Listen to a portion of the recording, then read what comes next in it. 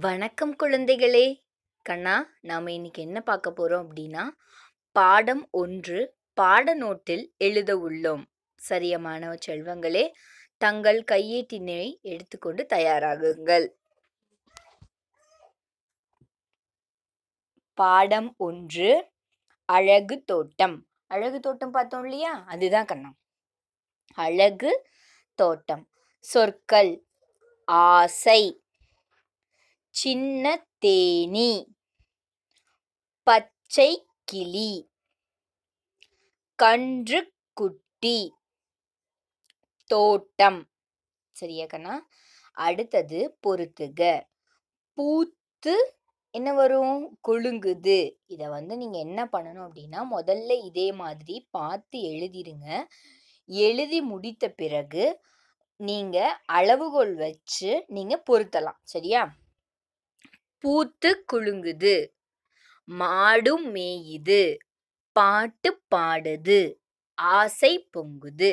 சரியா கண்ணா? இப்படி நீங்க பொருத்தணும். அடுத்தது பாருங்க, நிரப்புக. எறும்பு. பூ அடியில கோடிட்டு இருக்கு. கோடு போட்டு நீங்களும் அழகா எழுதணும். நீங்க கோடு போடும் பொழுது கண்டிப்பா நீங்க என்ன பண்ணணும்? ஸ்கேல தான் பயன்படுத்தணும். சரியா? அடுத்தது புறா.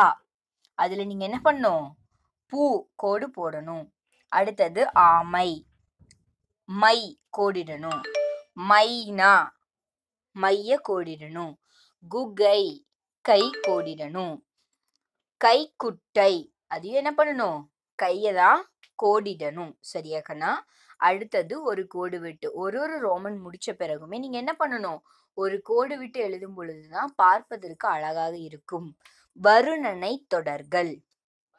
பழுத்த பழம், கருப்பு நாய்க்குட்டி, முழு நிலா, ஆடும் மயில். சரியா கண்ணா? எழுதும் பொழுது ஒரு எழுத்தும் பார்த்து பொறுமையா எழுதுங்க. எழுத்து பிழைய தவிர்க்கணும். சரியா? மறுபடியும் ஒரு கோடு விட்டு வினாக்களுக்கு விடையளி.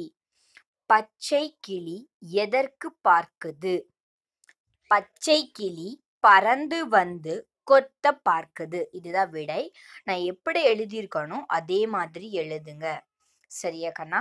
சரி. அழகா எழுதி முடித்த பிறகு உங்களோட கூகுள் கிளாஸ் ரூம்ல நீங்க போஸ்ட் பண்ணணும். சரியா மாணவ செல்வங்களே? நன்றி, வணக்கம். வாழ்க வளமுடன் மழலை செல்வங்களே.